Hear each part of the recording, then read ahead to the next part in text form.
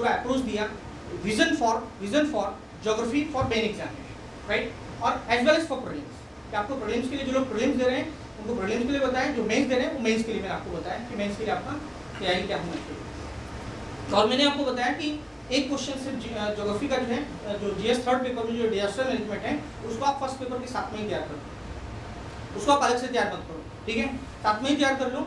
और उसके बाद जो है ज्योग्राफी का जो सेक्शन है, ज्योग्राफी का जो सेक्शन है जीएस के फर्स्ट पेपर में है, उस पर आप जम के तैयारी कर लें, अच्छी तैयारी कर लें, ठीक है।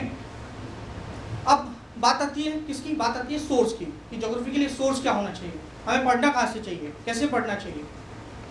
तो मैंने जो है मैंने आपको कुछ जो है नोट्स जो है वो ध्यान रखना है पहले कि सब लोग बोलते हैं कि एनसीईआरटी की बुक्स पढ़नी चाहिए ज्योग्राफी के लिए। सबसे अच्छी बात है कि ज्योग्राफी के लिए कोई भी जो किताबें हैं, राइट, एनसीईआरटी सब लोग पढ़ते हैं, बहुत अच्छी किताबें हैं, राइट। लेकिन मेरा मानना ये है, मेरा कहना ये है कि अगर आप किताबें पढ़ रहे हो तो दो सबसे अच्छे सोर्स हैं, एक तो एनआईओएस का सोर्स है, राइट, और एक एनसीईआरटी का सोर्स है। उस सोर्स में से आप प्लीज़ बुक्स वाइज मत हो जाइए कि पहले 6 की किताब पढ़ रहे हैं, फिर आप 7 की पढ़ रहे हैं, फिर आप 10 की पढ़ रहे हैं, फिर आप 9 की पढ़ रहे हैं, फिर आप 11 की पढ़ रहे हैं, फिर 12 की पढ़ रहे हैं। मुझे लगता है ये समझदारी नहीं है, इसमें पूरा साल चला जाएगा, राइट। तो मेरा मानना ये है कि प्लीज़ आप टॉपिक वाइज फोकस करें, टॉपिक वाइज फोकस करें कि जैसे फॉर एग्जाम्पल आज मुझे क्लाइमेटोलॉजी तैयार करना है, तो क्लाइमेटोलॉजी तैयार करना है वो आप देखो कि कहाँ से पढ़ रहे हैं, राइट, सोर्स देखिए आप, उस सोर्स देखने के बाद फिर आप अपना तैयारी कीजिए। टॉपिक वाइज तैयारी करेंगे, बुक्स वाइज तैयारी करेंगे तो प्लीज़ आप इस साल तो क्वालिफाई नहीं हो सकते, ये बात मान के चले आप। इसलिए मान के चलें क्योंकि ज्योग्राफी कम से कम आपको 1-1.5 महीना ले लेगी, तो ज्योग्राफी भी है, फिर हिस्ट्री भी है, फिर पॉलिटी भी है, फिर इकोनॉमी भी है, ऐसे बहुत सारे, और करंट अफेयर्स तो डेली आपका टाइम लेगा ही लेगा। तो इसलिए मेरा सजेशन आपको ये है, कोई कुछ भी कहता रहे, कोई कुछ भी बोले, आप दीपो भव, अपना प्रकाश खुद बनो, आप खुद से सोचिए क्या सही है, राइट, क्या सही है, क्योंकि जो चीज़ कभी कभी दिखती है वो होती नहीं है, राइट। इसलिए हमें ये देखना है, हमें क्वेश्चन पेपर का सबसे पहले एनालिसिस करना है। सबसे अच्छा गाइडलाइंस हमारे लिए, सबसे अच्छा टीचर हमारे लिए लास्ट ईयर के क्वेश्चन पेपर है।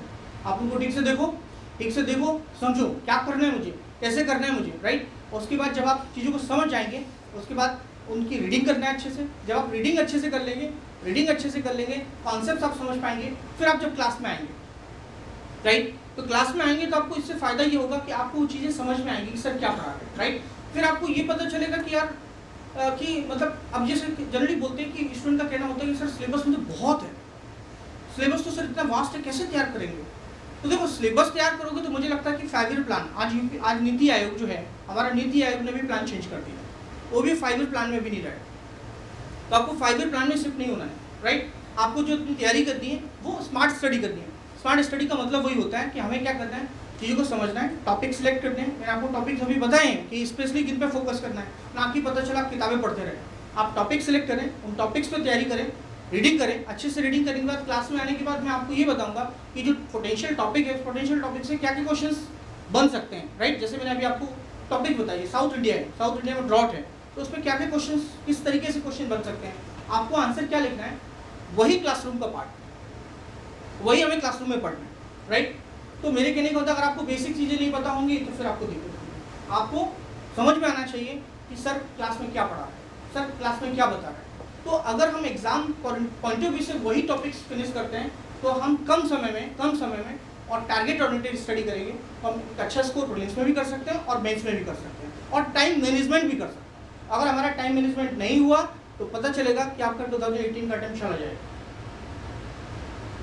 अब वो समय नहीं है, अब जमाना जो है किसका है, आईटी का है, इंफॉर्मेशन टेक्नोलॉजी का है। आज हमें क्या करना है, आउटपुट ज़्यादा लेना।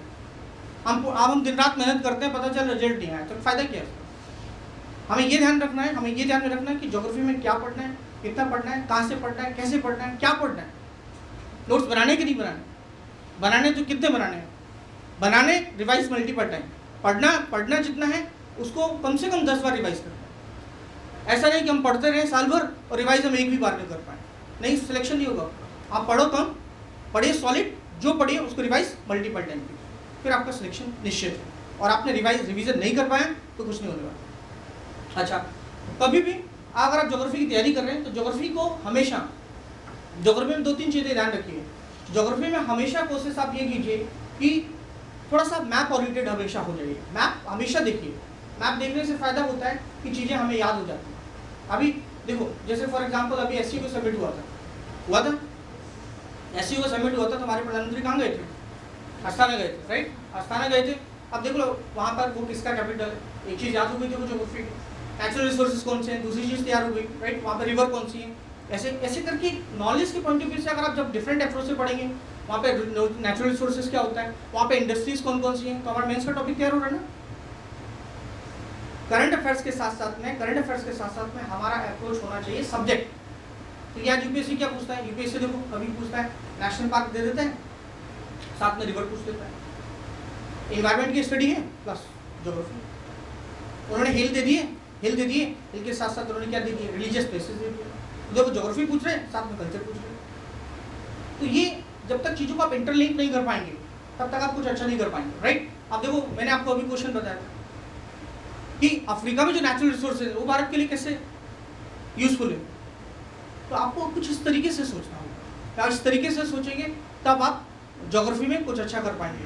तो आज मेरा जो क्लास था स्पेशली तो किसके लिए था, Indian geography, GS first paper, Indian geography का क्या विजन होना चाहिए, कैसा आपका अप्रोच होना चाहिए, राइट, और डिजास्टर मैनेजमेंट का जो टॉपिक है वो, राइट। अब हम क्लास में इसको क्या करेंगे, डिटेल में पढ़ेंगे, राइट। आपको नोट्स मिल चुका होगा, सभी को नोट्स मिला है, उस चीज़ से आपको समझ में आ गया होगा, एग्जैक्ट पिक्चर पता चल गए होंगे, उस तरीके से हम आगे करेंगे, ठीक है। आपकी कोई क्वेरीज है तो बोलिए, नहीं तो मैं कोई क्वेरीज तो नहीं है, चलिए ठीक है, थैंक यू।